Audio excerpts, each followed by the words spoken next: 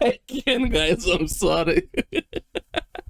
This episode just killed me. What the fuck did I just watch? Mayuri, thank you for this unhinged, grotesque horror that I just witnessed here. God damn, I love Bleach. This episode just killed me. I was laughing the entire time. And towards the end, I just simply died here. We need more Mayuri. Like, he's carrying everybody so hard, he just steals the show every time he's on screen. God damn, this was awesome here. Mayuri, I love you. Like, there's very, very few characters that even come close to how unhinged he is and how casually he does the most fucked up things. I don't think I'm gonna be able to stay focused on this video, guys, so I'm sorry about that. I'm still laughing. Okay, let's focus on it. Let's get into the episode here. Picks up from last week with Mayuri and Kenpachi going forward, but they run into Pernida. And let's just say Pernida is not an easy opponent to take care of. We saw Pernida how she twisted Yoruichi's arm when they were there in the palace, but I have to give some credit to my boy, my man there, Zaraki Kenpachi.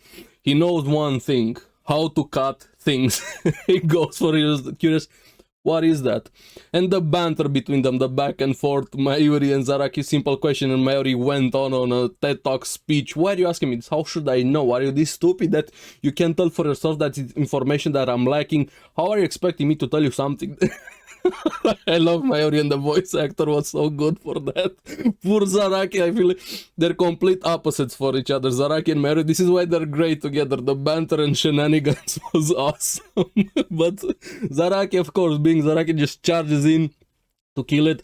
Actually wounds Pernida a bit on the head, but for that he kinda loses an arm, gets twisted fully there. Pays for it. Pernida goes a bit into Eldritch mode here, and Zaraki's arm fully starts twisting and almost going after him to attack him, and he rips his open just, and he couldn't give two shits about it, just rips his arm. Yeah, that's fine. Don't worry about it. Zaraki being the definition of a berserker, and I can't wait for what's to come when Zaraki gets to take the stage, but that's gonna be later on. But here, the banter back and forth between them. Nami casually, Nemu casually treating Zaraki a bit under the orders for Mayuri and Nemu, yeah. We're gonna get to Nemu also, but hey, Zaraki is gonna Zaraki, right? While Mayuri was trying to figure out what was happening, how do we handle this and so on, he just charges in, starts cutting it. He wants, hey, I'm gonna cut it before its power reaches me. But I feel like Pernida and Zaraki are very bad matchup as opponents. It's not really good for Zaraki to face an opponent like this. I feel like it's natural enemy for Zaraki when you fight somebody with Pernida's powers here. He goes in and he almost starts exploding. His entire body starts twisting there, and but you have the best partner in the world. Mayuri comes in, stabbing him in the back. Zaraki, of course, takes it as a betrayal. But if he didn't do that, Zaraki would have died. Like, he would have been a meatball. Even Mayuri says that, and I really like that. But the sheer not giving a fuck from Mayuri, saving him, quotation marks, by stabbing him and unleashing fear level 4 to paralyze him. If you listen to the scream for 4 seconds, you get paralyzed. But I like how he had to stab the eye of the sword to do that. Like, very typical Mayuri here. They say Zaraki got saved in an interesting fashion here, but thanks to that, and also Mayuri kinda used Zaraki here to reveal Pernida's power. He finds out how the power works. It's related to nerves and the manipulation of nerves, and even also related to Quincy, because that's how Bloodven also works and some of their powers here. And I really like that connection here to say the least. And this is where he kind of steals the episode a lot more. This is gonna be the Mayuri show moving forward here. Even throws acid at Pernida's nerve tentacles. How do you like to eat and touch some ass? Pernida crying in pain, and he was having the time of his life just like me. Just casually enjoying discovering something. That's the thing that drives Mayuri forward. Discovery, science, experimentations with no limits. And he's probably one of the most unhinged characters in anime. You don't want to be an interest to him, because if he views you as a test subject, I have bad news for you here. But I really liked Nemu while she was on the sideline talking to Ichikawa and Ikaku there. She kind of made a comment, maybe there's a small change in Mayuri here, that a bit for the future there. How they also took away Zaraki, saving him to take him away later on in the episode here. But back to the fight. Pernida reveals its full form, being the left hand of the Soul King. Now, like we had Mimi Hagi governing over stillness, Pernida being the one that governs over advancement or progress, moving forward, and kind of fits with the powers here. But Mayuri just didn't care. All of the attacks, he's just casually blocking them, going on in his monologue every time he fights. I love Mayuri so much. And Pernida slowly reveals it can talk, but not fully understand and properly understand all the nuances of conversation, and Pernida wanting to be called by its name, not just as a thing. Don't call me just the left arm. But that should be up to me. I discovered, kind of like when a scientist discovers a new plant or new insect or new species or something, that scientist gets to name that, and that's what Mayuri wanted to do it, but he was too engrossed into what he discovered. I'll do an exception this time when Pernida revealed its name here, and even saying, I don't really understand what you're saying. That's an insult. You're an enemy. What if I was insulting you?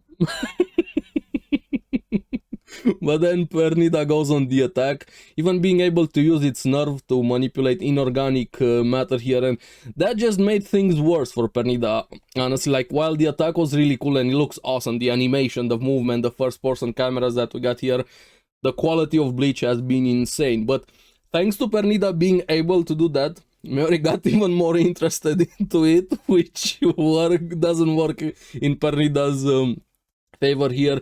Even him having that grapple like Spider-Man, dodging all of the attacks here. And I like the small scene that we got in the middle of that with Buzz B, Lil Toto and Giselle kind of going forward after Hush, while especially Buzz B has a bone to pick with him and going after Yuha also. But Mayuri almost got squashed in the arms here, only losing his glow armor there. He's fine. And then I liked how he revealed he's able to use Quincy powers now with the jet shoes. And he was explaining it, enjoying it here, and casually, like, you guys saw in Jujutsu Kaisen how the curses were made into humans, some of them here and vice versa. Here we get to see a bit of that, the original, you know. Mayuri having that human ring bomb. That guy screaming in pain, wrapping itself around Pernida's finger, and then he just casually explodes it. And then wants to take the finger as a sample, starts throwing liquids on it to preserve it. Mad scientist is an understatement here with Mayuri, but he also gets infected in his left right arm. Correct me if I remember the arms wrong, and quickly operates on himself, even though he wasn't satisfied with how good he did of a job, saying he's rusty. He saves his arm, just showing how able he is to modify his own arm, how much he knows about things like this. Like, while we have Urahara, he's kind of a genius when it comes into and what he invented with the Hogyoko and Aizen and so on, and how much he has a plan for everything. You see the other side also of being a genius with Mayuri, the unhinged side and the scientific side with him here and saving his arm there and even blocking the spread for it, but then revealing a bit of how Pernida's power works. It's kind of like a multiplying thing, like cells multiplying, so only able to make a clone from its own fingers and arm. Kind of, you cut a piece, another one grows here and makes a full arm from the clone, making more. And here I'm like, I lost it also when Mayuri starts Bankai, and I'm like, yeah, this is gonna be a different version from the usual Bankai, because even from the start of the series in the original one, we know that he's able to modify his own Bankai, and I like how Ikako and Ichikawa, he's gonna use poison, and they took Zaraki away to save him. But this time is, I hope you are eating. I don't get grossed out. This didn't gross me out, but I was just laughing so much. I was enjoying it. But I know some people can be squeamish of this. He unleashes his Bankai and saying something very ominous.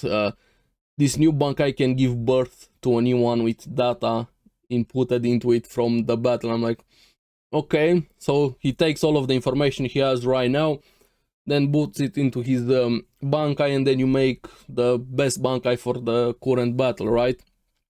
But then you get the Unhinged tags, a baby, the form of the Bankai comes out, a really big baby, but that baby gives birth, yes, it gives birth to another baby, which that baby is glowing, but its nerves are on the outside, and it feels the touch of air like excruciating pain. So he made the most tragic Bankai, constant pain, just to be able to counter Pernida, saying the nerves are 70,000 layers. So even if you get touch one, you just took away a layer. And I lost it. I was laughing so much. Then the baby starts chomping on Pernida, eating it.